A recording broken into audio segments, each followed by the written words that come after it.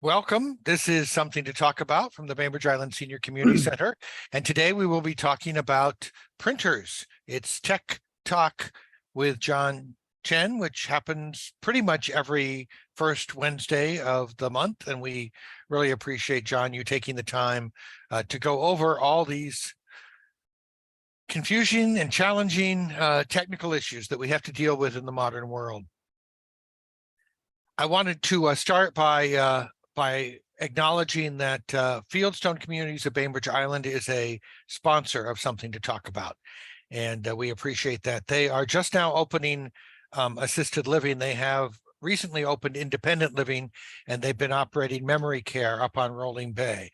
If you'd like to learn more or schedule a tour of their facilities, jot down this phone number, 360-594-1010. They also offer respite care and day stay. If you don't mind, I'd also like to acknowledge that we are meeting on the ancestral homelands of the Suquamish people, the people of the clear salt water. We honor them and other indigenous longtime residents who are right now involved in the canoe journey. And we applaud their stewardship of the waters of the Salish Sea since time immemorial. John, thanks for joining us. Thank you, Reed. Today, I'm going to essentially focus on two items. One is printer. The other one is computers. And if any of you have any questions, just go ahead and raise your hand and we can address it. And if I don't know the answer, I'll jot it down. And if you can text me your email address, I'll get the answer back to you. Okay, printers. I assume almost everyone that has a computer at home has a printer. And my guess is a majority of the people will have a inkjet printer. Now, mainly because inkjet, they always come with black and color, and all in a single machine. And a lot of times we receive something from someone else, or on the internet, we're looking at a web page that has color in it, and we want to be able to print it in color. Also, most people are intrigued with the idea of printing photos. So it's a good fit to get a color inkjet printer and print photos. A couple of problems with inkjet. And also, how long can you expect your printer to last? And that is sort of a tricky question. Usually a printer should last you somewhere around 6 to 8 years. And quite often it can last 10 to 12 years. I have a printer at home, which is about 11 to 12 years old right now, and it's functioning just great. However, it's slightly, I'll explain it in a bit.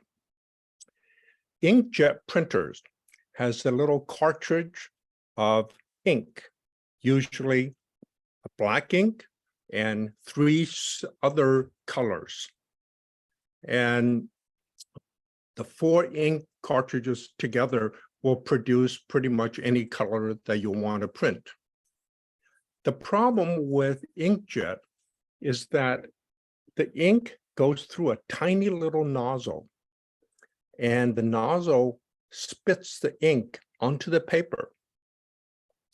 And when it's spitting ink out, it usually covers the tip of the nozzle.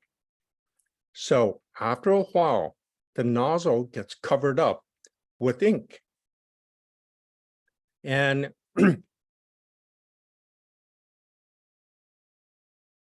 After a while, the ink will actually dry at the tip of all the nozzles. And if you leave your printer on overnight, and usually once a week or so, you'll hear noises coming out of that printer because the printer is cleaning the little nozzles, or we call them print heads. And it will essentially rub the tip of the nozzle over a mat, and it will just essentially rub it back and forth and trying to get all the ink off.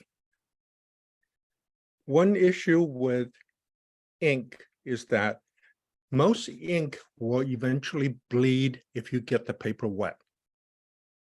So if somebody printed a document and you walk outside and it's misting outside, or if your hands are wet, you touch that paper and the ink will bleed.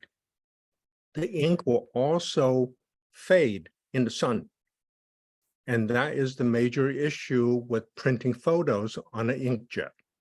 If you printed a nice photo, posted on the wall, and it's in the sun, and within a number of months in the sun, the color will start disappearing on you. So a challenge with inkjet printers is that on most inkjet printers, if you run out of one of the 4 ink, the whole printer will stop printing.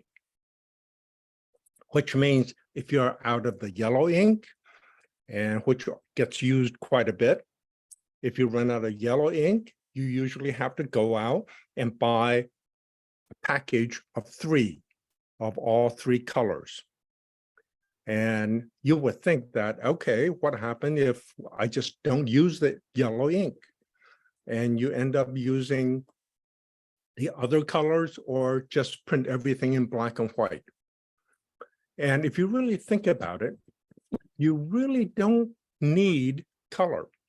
Usually, most everything you print off the internet, let's say you got let's say you bought something off of Amazon, you decide to get a copy of it. There's no reason for you to need it in color. So a lot of people will set up their printer up to only use the black ink.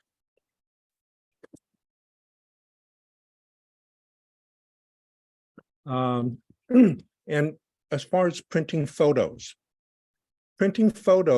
is not as cheap as you think it is. And I'll explain that in a minute. By the way, you can go to Shutterfly or any of the drugstores. You can probably get a 4x6 color print on photo paper for maybe 20 cents. And that's relatively cheap. The problem with the printing photos on your inkjet pretty much goes back to the issues that I mentioned before, that ink is going to dry up. Quite often, the ink jets, the nozzles, would dry up, and you end up not being able to use the whole cartridge. So you end up having to throw the cartridge away with ink still in it. Okay, so what's the alternative? You can get a laser. A laser printer has, instead of ink, it uses toner, which is a black powder. And that powder never dries up. And so for majority of your items that you want to print, you can print it in black. And a toner cartridge can usually print maybe 3,000 sheet of paper. That's based on average amount of paper that is covered by ink. All right. So, and the price of a ink toner cartridge is probably the same as a package of 3 colors of ink plus the black for an inkjet. So you're sort of paying the same price, but quite often with the inkjet, you end up having to throw the entire cartridge away because the nozzles are clogged out. One thing with inkjet, you should probably be printing something once a week, whether you want to or not, just to exercise and get those nozzles opened up.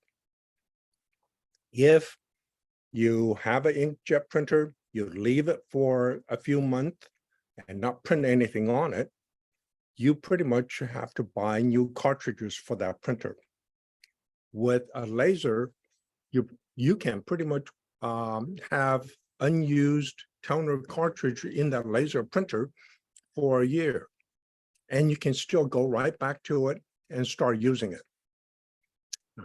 So from a cost standpoint, most people can probably get with a laser much cheaply over time than an inkjet. The issue is you're not going to have a color.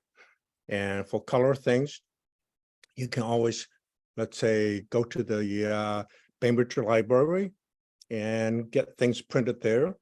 Or if you want a photo, print it at some drugstore. So,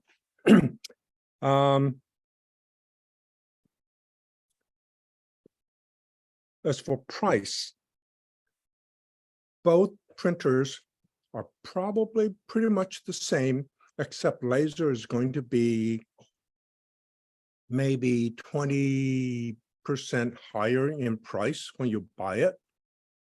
I know there are laser printers out there, and by the way, the one that I have, I think I paid somewhere around $100, and it's 11 years old, and it still functions. And we're not to a point that we have outgrown that printer. Yes. I'm just wondering, you can get color. It looks like you can get color laser jets. They look like they run about $350 or something like that. Yes. Is a color laser jet the same as a laser printer? Yes. In fact, we also have a color laser, and it has 4 toner cartridges, black plus the 3 other colors. And the cost, you're correct, the cost was somewhere around $320. I think that's what I paid for it. And the color is, if you want to use that to print photographs, you can, but the color is not quite realistic. It's great for printing brochures or flyers that has color in it, but if you want to print people's faces with that color printer, the face color is going to be off. Right. So it just depends on what kind of printing you're going to want to do. And you did mention you can go to the drugstore or find an online program like Shutterfly if you want kind of quality photos. Yeah, I used to get my photos through Costco, and Costco recently migrated all of their photo orders over to Shutterfly. So, and I just looked it up this morning. You can order a single photo from Shutterfly for 20 cents, a 4x6 for 20 cents. And that's pretty cheap. And that photo print quality is something that you can hang on the wall, and the color will last forever, or pretty much forever. Okay, that's pretty much what I have on the printer. So before I switch to computers, what questions do any of you may have? Yes. I have another one. So you can get printers that have cartridges, and you can get printers that have like bulk. You pour in the toner or whatever. any idea about, it looks like that's the cheaper way to go, but then of course you're messing around with a lot of ink or toner. Because people run out of ink quickly sometimes, a lot of the manufacturers, a lot of different brands have come out with a big reservoir of ink, meaning 4 different reservoir, black plus the three colors. And usually I have found that they will try to sign you up on a monthly or on a quarterly or certain time period or certain usage. And when that time period comes up, they will automatically charge you and send you a new set of cartridges. Not all the manufacturers would do that. But what happens is many people, when they have, let's say they don't print a lot, but after that time period ends, their printer will stop printing, expecting the new cartridges to show up. And the manufacturer will automatically ship them to you. So you have to look at the manufacturer to see what their policies are. And it also requires your printer to be connected to the internet. So they will know how much ink you have in your printers, how many pages you are printing. And so depends on how you feel about that. That's definitely an option. Yes. Me? Yeah. What, do you have a recommended printer make that you like, either laser or inkjet? Okay. I can only say what I personally have used and what I have seen some of my customers actually installed in their office. Personally, for myself, I've had HP inkjets, and I also, my current small laser is a Brother. And I don't remember the model number, but it's a plain black laser printer. I think I paid about $100 for it. And it's been running for 11 years. When toner runs out after 2 years or so, or 18 months, I'll buy another cartridge of toner and swap the toner, send the old toner empty cartridge back to get it recycled, and I'm good for another 18 months. My color laser printer is an HP that I bought at Costco, and it was about $320. And it functions well, but I also realized that every page I print on that printer is going to cost more because it's going to be using 4 colors, black plus the 3 colors. So I have both printers for most of my work that only requires black.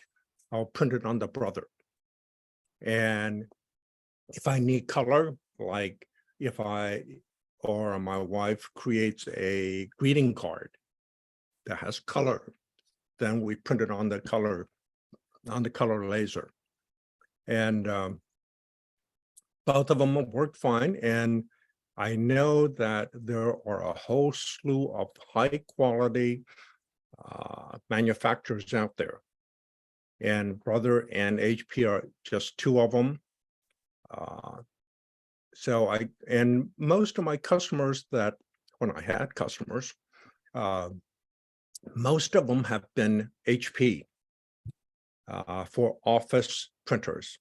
Yes, there are specialties, and when they're printing some super graphics, then they'll have different product line. Like Epson is a good professional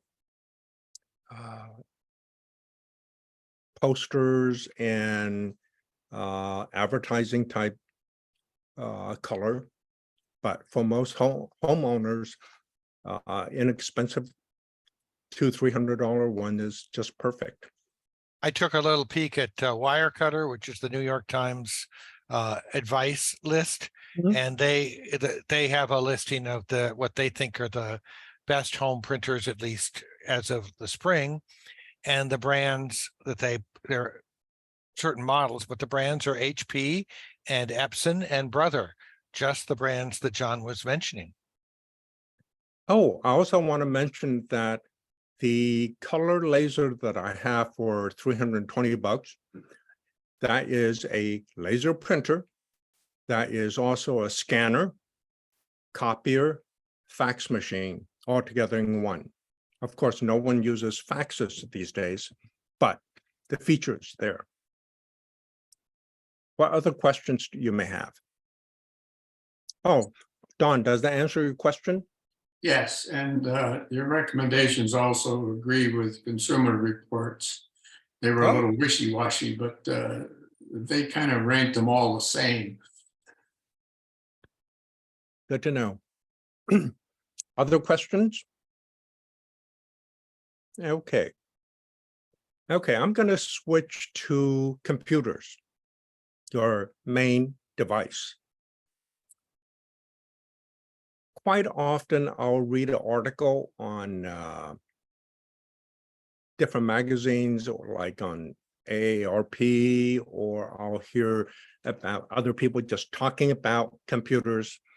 And quite often they will say, the user will say, my computer just isn't working. And the person that's helping them is saying, they'll take a look at it and says, you know, you need a new computer. The problem would just go away with a new computer. It's true, but not always true. And I'll describe it. When you buy a computer, there's a computer chip for processing your requests. There is a storage device, a disk of some kind. And these days, oh, by the way, the old disk is, think of it as tiny little pancake that spins. And it records data on this little disk. The newer computers uses solid state. That means there are no moving parts. Okay. So your computer chip that you bought a number of years ago, it doesn't get slower over time. You know, people always complain, oh, my computer is getting slower and slower. Well, it doesn't really get slower. It's what you put onto that computer that's making it slower. Think of it this way. You have a pickup truck, or you have a car, and you put things in your trunk. Maybe you'll put a basket in the trunk. Maybe you'll, during the winter, you may put a bag of sand in the back of the trunk. Over time, your trunk is gonna get full. It's gonna get heavier. So your car is now towing this stuff around all the time. That is going to make your car run slower. So what can you do? You can take stuff out of your trunk, clean it up, take the car into a service shop and get it clean, get the carburetor cleaned out. I don't even know if the new cars have carburetors anymore, which I don't think so. It's all electronic, but you get my point. Things really doesn't get old and slow down on the computer. The disk that I mentioned earlier, that disk is going to get full over the years. You love to take pictures. Those pictures goes on to that disk. After a few years, that disk is going to get full. Now, that disk is used to store all of your files, all of your pictures, and all of your email. And it is also used by the computer system itself the operating system as work areas. Think of it as a notepad. And if the computer needs some temporary space to do some calculation, it goes on to that disk. If the disk is getting fuller and fuller over time, when the computer needs to do some work, the computer needs that empty space to do the work. But if it's all full, the computer can't really find the space for the computer to use as a scratch pad. So you can help it by cleaning out your files, your emails, your photos. Now, I know I have hundreds of photos and maybe thousands of photos. Quite often, if I'm at Costco, I see an item that I think I should show my wife, so I take a picture. Well, a month later, that picture is still in there. A year later, that picture is still in there. And there's no reason for it to be there. But it is sitting on that disk, and it's slowly slowing my computer down. Okay, so all of that can speed up your machine, but it's going to take some work on your part.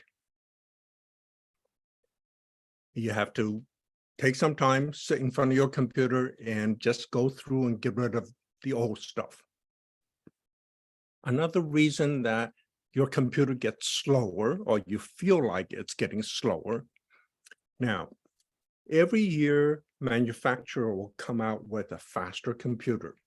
So if your computer is 3 years old, the manufacturer has already produced 2 subsequent versions that's faster than your original computer. And to take advantage of all of that speed, the manufacturer, whether it be Apple, whether it be Windows, whether it be anyone else, want to make use of that speed. So they build more stuff into the system. All right. And let's just take email. Let's say you use Outlook for email. If you take what Microsoft is producing for Outlook email today, compared to what the Outlook looked like 5 years ago or 3 years ago, they're different. The new Outlook can do more things than the 3-year-old Outlook. When the computer is doing those more things, it is using up more of your computer system every time you look at email. If you have a 3-year-old machine, it may not be able to keep up with this new machine. Okay, I hope I explained that. So it's easy to understand. I'm trying to think of a good analogy. I'm not sure if I can, except computer hardware is advancing every year, and software advances along with it. Now, let's say you have a computer that's 3 years old, and you don't make any changes to it, and that computer should be as fast as when you first bought it. It may get slower because you're putting more and more stuff on it. So how long should a computer last? In most companies, because for companies, large companies, every person will have a computer, because it's no different than every person will have a telephone on their desk, and they'll also have a computer on their desk. And most companies will decide that, okay, your computer is too old and we're going to do a refresh. And they usually use 5 years. So for companies, if you have a computer that's 5 years old, it may still run fine, but it is getting slower to the point that the company has decided that, okay, we're going to get a new computer in there. But what happened for homeowners? Things that you do may not change that much between now and 5 years ago. And it's very conceivable for you to use a 5-year-old computer for 10 years. And to give you an example, I have a old Mac, and let's see, I think it's 8 years old. It's pretty slow, mainly for the reason that I just said, that Apple came out with a new version of the system that is to take advantage of the new computers that Apple produced. But when I put that computer system on my 8-year-old machine, the 8-year-old machine can't quite keep up. All right. Sometimes when I reboot that machine, it may take 2-3 minutes. So I don't reboot that machine anymore.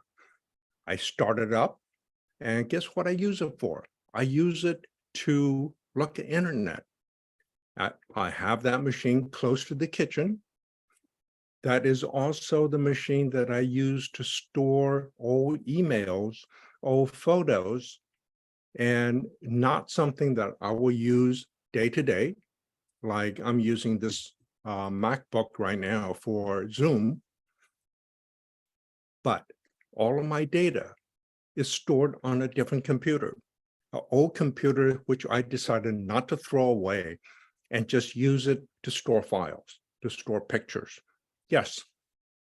So one of the challenges, it seems to me, is that your computer might get so old that it can't update to the latest software, which Mhm. might make it, like the latest operating system, or it might not be able to take security updates, which might make you more vulnerable to hackers, right?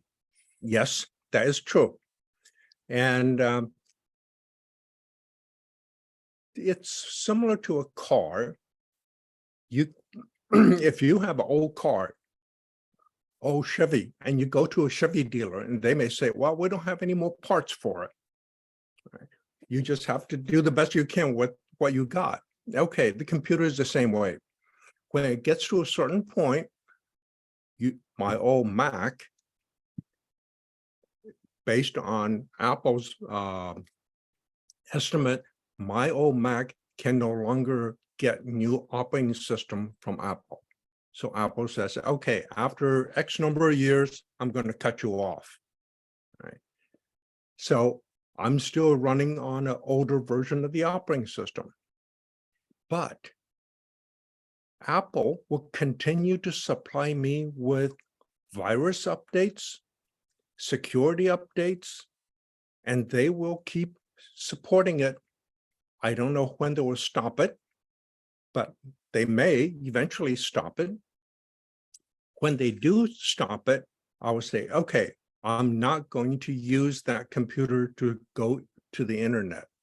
I will just use it locally within the house and to store all my files and all my photos. And as long as I'm not going out to the internet where I could be vulnerable to viruses or spams or different email that hope to steal my money. So I use it in a fairly confined environment. It never goes outside of the house. It never go using internet to go out to look at things. I use my current machine. All right. So that's a safe way to make use of things. Now, earlier I was saying that it will be good if you can take your photos off of your machine, your files off of your machine. Well, you don't have to throw them away. You just put it on a different machine and empty out the one that you use day to day, get that machine cleaned up, So it can be as fast as it can be and have another machine just sits there in the closet that's keeping track of your old files or your old emails or whatever it may be. So, Okay, and in an earlier one of these talks, you talked about also using device to move like storage devices. And you're Yes. just saying the old computer might be usable as a storage device. absolutely. And they can be all connected. You can have an old computer that is just antique that sits in a closet. All it needs is a wall plug to get power. It just sits there 24/7. Whenever you have a document that you want to keep around, you just save it onto that machine. So, or you can get a little small disk, a portable disk that you can plug into your current machine. If you decide that, okay, the old machine is too old and it's has problems, so I'm going to get rid of it. And you can definitely get a disk drive that you can plug it into your machine to store all of that photos. So that's another option. So how easy is it to set up the other machine to store your files? I would say you'll probably take 10 minutes of work. All right. And by the way, that machine can be someplace hidden in the house. So if you have a fire in one place of the house, that machine could be someplace else, right? As long as that machine is inside of your house. All that machine will need is a connection to the router, and that becomes a central point.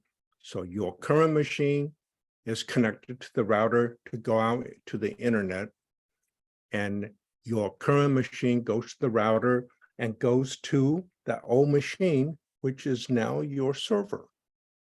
Right. To set that up, it will probably take no more than 10 minutes. All right. And instructions are fairly simple. You can use that machine and you have a folder, and you can say, you can double click on or 2-finger click or right click on that folder and you say share. And now that folder is shareable and you can put some security on it. So a person who wants to put something into that folder needs a password. Then whenever you need to get to that folder from your current machine, you just identify that folder and give it a password, the same password that it needed.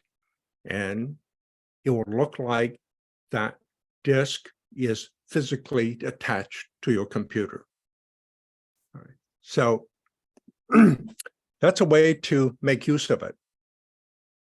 Now, let's say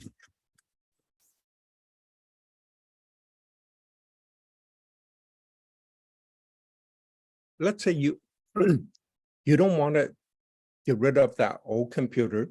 You don't want to use that old computer as a server. You want to keep on using it as your primary machine. What should you do? I would highly recommend that you clean that machine up, get rid of the old photos or whatever, and get it offline. Meaning, when I say offline, it means some kind of disk drive someplace. And you should probably reboot that machine once a week. All right. And the reason I'm not suggesting once a day is it may take 2, 3, 5 minutes for you to reboot that machine because that machine's so old. But let's say you reboot that machine, which will clean up all the scratch pads and anything else that the computer might have created. and restart it. Now, there's a big difference between what rebooting a machine or restarting a machine and putting a computer to sleep. Putting a computer to sleep is like a long nap. You'll reduce the power use, you'll turn off the monitor, and you'll essentially consume very little power, and it'll just go dormant until you walk up and you touch the keyboard. At that point, that computer will wake up. Restarting the machine is getting a fresh copy of the operating system, kind of like, this doesn't happen as much anymore. Do you remember the old TV sets where you go click, click, click to change channels, and you walk up to what the little volume control? Sometimes if the TV isn't working right, a lot of people will go up and shut it off and turn it back on. All right. And the problem will usually go away. And the same applies here. It requires you to shut the machine, your computer off, and restart it back up, which will let the computer get a fresh copy of the system and clean up all the scrap that's been left over on your machine and start fresh. So that's what you can do. Maybe, let's say every Sunday you do that. Now,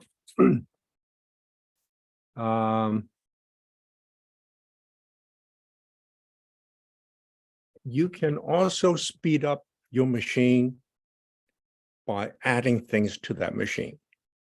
You can't really do that with the Apple computer. Apple computer, when you buy an Apple computer, you buy it with this amount of memory, with this amount of storage, and that's pretty much the way it will be for as long as you own that machine. All right. For Windows machine, it's much easier to take the case apart, add more memory, change the disk. But if you are into taking things apart and putting it back together, it's easy to do. But most people prefer not to open the case of a computer and to change the innards. All right. But it's easy to do.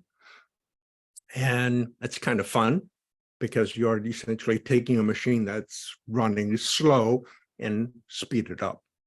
So some of the things that you can do to speed it up, you can add more memory, you can add more storage, you can,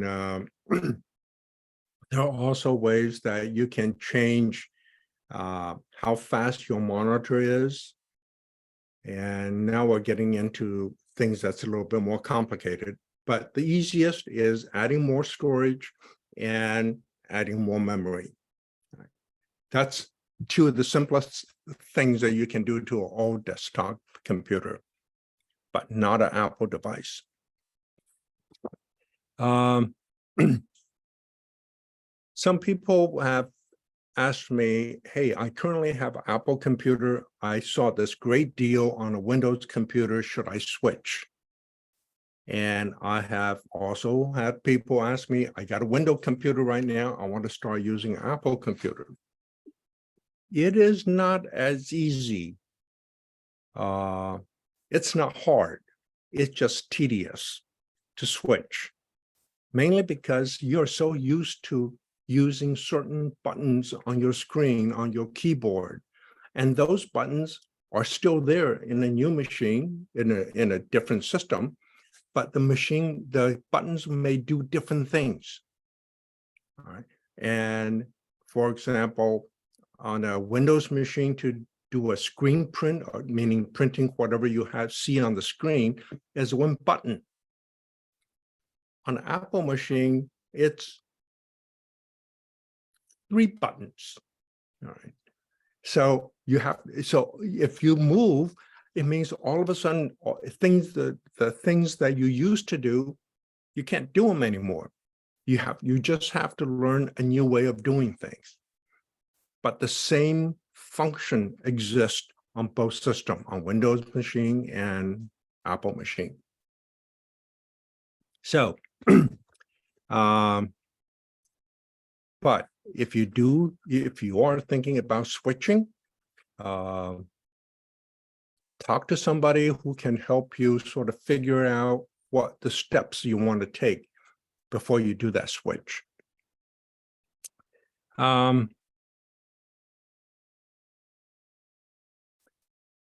should you buy a new computer? It's not much different than a car. I actually had a minivan that hit, what is it, 300,000 miles, and I kept taking it in to get certain parts fixed. And what made me change and buy a different car, buy a new car, was the repair costs started getting too much. The repair was something that every year something went wrong with that car and I have to buy a new replacement part. Same with the computer. When the repair costs start to get to a point that is getting close to buying a new machine, then it's probably a good time for you to switch. There are a number of things that you should do to your old machine before you give it away or you throw it away or you donate it.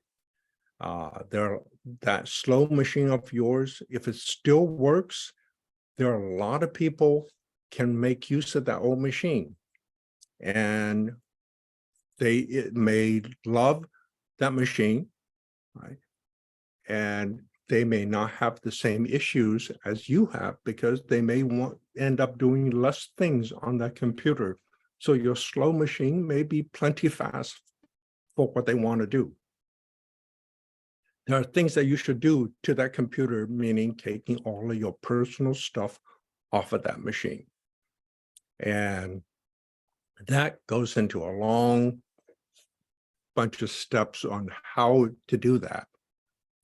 Just remember that if you get an email from your bank and you're looking at it, and that email is on that computer. So if it contains anything about your credit card number, social security number, those things, you have to make sure you get them off of it and wipe it off so you don't end up handing all of the info to someone else. That sounds like a great conversation for a future tech talk about how to scrub what to do with a computer when you're ready to get rid of it. Get rid of it. And I have, over the years, I have ended up with a whole bunch of computers that I've used, and it got to a point that for me to replace it, and I would scavenge parts off of that old computer. One of the things I will scavenge will be the hard disk. And so I have a hard disk that I can put it in a receptacle, and that will be my extra disk drive for my Mac. All right. So I make use of it. But if you decide you don't want to keep it, we can always help you to clean it up. And so the easiest way to do it is to set it to what's called a manufactured state. I mean, just like when you first bought it, put that machine back to that state, right? Meaning it will wipe out everything. Right? Depending on the computer, depending on the manufacturer, depending on the system, there are easy ways to do it, and some of them are not so easy. So there are a lot of different options. So let's see.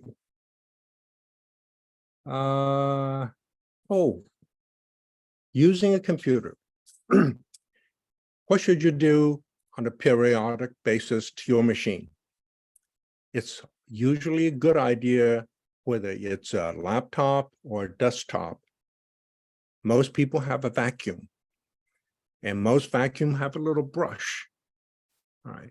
And if you look at your computer on the side or on the bottom, there are louvers, air vents, and quite often lint and dirt and hair will get up into those vents. The computer needs to stay cool, so you can take the vacuum with a brush and try to suck all the vents to get rid of all the dirt. If you have a laptop, make sure when you're using the laptop, you're not really putting it on your lap, which you may have a blanket on your lap and put the laptop on the blanket. It covers up those holes. So your computer will overheat. So it's easiest just to take your laptop, stick it on a little end table, and use it on the table. But if you do need to put it on your lap, just make sure it's clear. Those vents are clear, so the computer can breathe and blow hot air out of there. And if you have a desktop, meaning usually it's under the desk someplace, it's a tower unit. If you are going to put it on a carpet, put a board under there, because that carpet is going to be producing lint, and that lint is going to get sucked right up into that machine. All right, so cover it with a cardboard or a wooden board to separate the dust and your computer.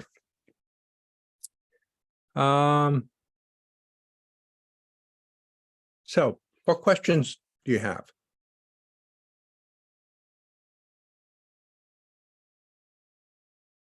I'm guessing that, I don't know, you covered everything pretty well. I'm thinking that, that one of the big challenges, of course, is when you're thinking about when to replace your computer, it's a little bit like you've been making the comparison to a car. If you're somebody who wants a new car every 2 to 3 years, and you're willing to pay that price, you might be the same kind of person who thinks it's worth paying the price for a new computer. On the other hand, if you'd like to use a car for its entire usable life, you might be proud of your 83 VW. Yep, absolutely agree. Right on. And yeah, I know people who will swap cars every couple of years. All right. And I also know people who will swap their computer every couple of years. Every time they announce a new computer, the person will trade in their old one, get a new one. All right. And I guess what you're telling us is that's fine, but you don't need to do that. Don't feel like you are compelled to do that. Agreed. Have I done that? No. All right. And mainly because the computer that I'm using is doing everything I need to do. Right? So I don't need to buy the top of the line, brand spanking new thing that Apple just announced or Microsoft just announced. And just like anything else, and when you buy a car, you don't necessarily have to buy top of the line, fastest and biggest engine, and you get a car that will do what you want it to do. And most of the time, most of us wants to go to the grocery store or just going to places. And if you want a lot of luxury, yeah, you can add all of those things to the car you're buying. And the same with the computer. All right. Most computer that on the market today will do pretty much everything you want to do. If you are into gaming, if you want to do some editing videos or something that is that really uses a lot of computing power, then you may want to buy a bigger machine with faster computer chip. And so it really depends. Okay, well, thank you very much, John. I appreciate your taking the time and sharing a lot of perspective about this. I think that these programs we record, as you know, and put them on YouTube, and I have a little playlist of greatest hits by John Chen. And so you can go there and the little headlines talk about what we discussed. So you can browse through there if there's a topic that's of interest. I'm hoping you're And- still interested in coming back in a month. Yep. Great. And if any of you have any topic, any burning topic that you would like us to cover, just let me know. And or if you have any questions that you want to ask online about any topic, bring it to our next session and we can go from there. So send your question to info@biseniorcenter.org and I'll make sure that John gets it. Thanks again. Bye, everybody. Bye-bye. Take care.